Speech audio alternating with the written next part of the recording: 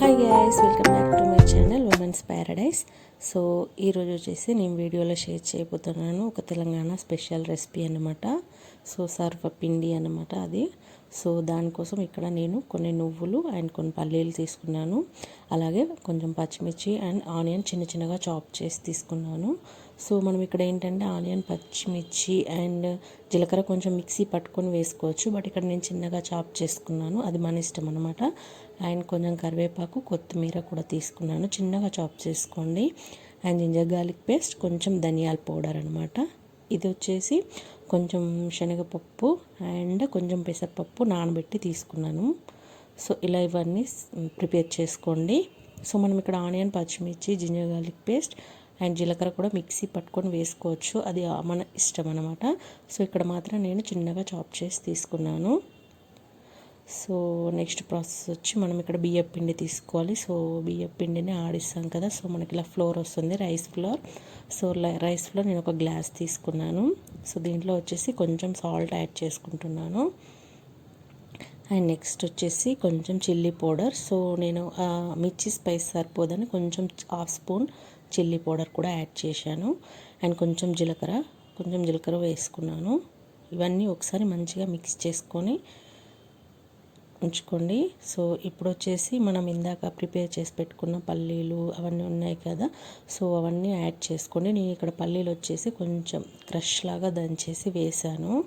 So ఇలా వేసుకొని ఒకసారి అంతా బాగా మిక్స్ చేసేసుకోండి. సో ఇవన్నీ కలిసేలాగా మంచిగా మిక్స్ చేసుకొని ఇక్కడ కొంచెం సాల్ట్ చెక్ చేసుకోండి. చెక్ చేసుకున్న తర్వాత వాటర్ వేసుకొని ఇలా ముద్దలాగా కలుపుకోండి. సో మనకి ఈ కన్సిస్టెన్సీ ముద్ద రావాలి. సో చపాతీ పిండి కంటే కొంచెం మెత్తగా కలుపుకోవాలి. సో మనం బౌల్లో వేసి నొక్కుతామన్నమాట. సో ఇప్పుడు వచ్చేసి ఒక బౌల్ తీసుకోండి. సో ఇక్కడ కొంచెం నేను నాన్ స్టిక్ టైప్లో తీసుకున్నాను, ఎందుకంటే కొంచెం మనకు ఆయిల్ అనేది తక్కువ పడుతుందని. సో ఇలా ఎలా ప్రిపేర్ చేసుకోవాలంటే ఒక బౌల్ తీసుకొని దాంట్లో ఆయిల్ వేసుకోండి. సో ఇది మొత్తం దాని చుట్టూ గ్రీస్ చేసేసుకోండి. సో ఇలా గ్రీస్ చేసేసుకొని కొంచెం దీనికి ఆయిల్ అనేది ఎక్కువ పడుతుంది, సో టేస్టీగా ఉంటుంది ఆయిల్ ఎక్కువ వేసుకుంటూనే.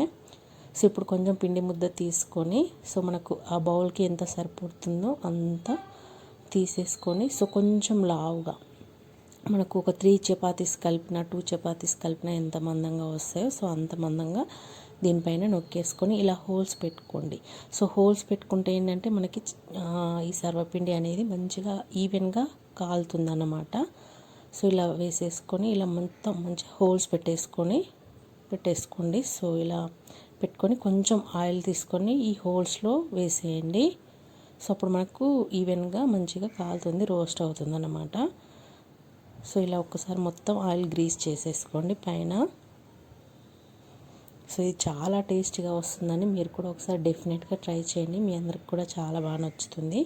సో ఇప్పుడు వచ్చేసి స్టవ్ పెట్టేసుకొని సో దీన్ని మనం మీడియం ఫ్లేమ్లోనే కాల్చుకోవాలి, ఎందుకంటే హై ఫ్లేమ్లో పెడితే మాడిపోతుంది. సో ఇలా స్టవ్ మీద పెట్టేసుకొని మీడియం ఫ్లేమ్లో ఉంచి కాల్చేయండి. అసలు మూత పెట్టుకోవాలన్నమాట, మూత పెట్టుకోకపోతే టేస్ట్ అంతా పోతుంది. సో డెఫినెట్గా దీనిపైన లిడ్ క్లోజ్ చేయాలి. సో అప్పుడప్పుడు ఒకసారి మధ్యలో తీసుకుంటూ చూసుకోండి. సో ఒక 10 to 15 మినిట్స్ పడుతుంది మనకు మీడియం ఫ్లేమ్లో కాలడానికి. సో 10 మినిట్స్ అయితే డెఫినెట్గా పడుతుంది.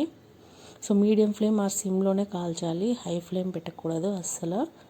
సో ఇలా ఒక్కసారి ఇలా అని చూడండి, మనకు రిమూవ్ అయితేనేమో మనకు అది రెడీ అయిపోయినట్టు, రిమూవ్ అవ్వకపోతే ఇంకొంచెం సేపు ఉంచేసుకోండి. సో తెలిసిపోతుంది అనమాట మనకి అది రిమూవ్ అవుతుంటేనే సరిగ్గా కాలిందా లేదా అని.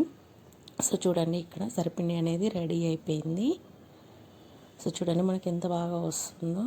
సో వెనకాల సైడ్ కూడా చాలా బాగా కాలుతుంది, ఈవెన్గా కాలుతుంది. ఇలా మనం హోల్స్ పెట్టుకొని ఆయిల్ వేసుకొని పెట్టుకున్నాం కదా, సో ఇది ఈవినింగ్ స్నాక్ లాగా కూడా చాలా బాగుంటుంది. చూడండి ఎంత బాగా కాలిందో. మనం ఓన్లీ రైస్ ఫ్లోర్తోనే కాదు, కొన్ని మల్టీ ఫ్లోర్స్ ఉంటాయి కదా, సో వాటితో కూడా ట్రై చేయొచ్చు మనం హెల్దీగా తినాలి అనుకుంటే. సో చూడండి బాగా రెడీ అయిపోయింది. సో చాలా బాగా వచ్చింది టేస్ట్ అనేది. సో మీరు కూడా ఒకసారి డెఫినెట్గా ట్రై చేయండి, మీకు కూడా నచ్చుతుంది. సో ఇదండి ఈరోజు మన రెసిపీ వచ్చేసి. సో మీకు నచ్చినట్టయితే ప్లీజ్ సబ్స్క్రైబ్ చేయండి మన ఛానల్ని, అండ్ లైక్ చేయడం, షేర్ చేయడం అస్సలు మర్చిపోకండి. Thank you so much for watching.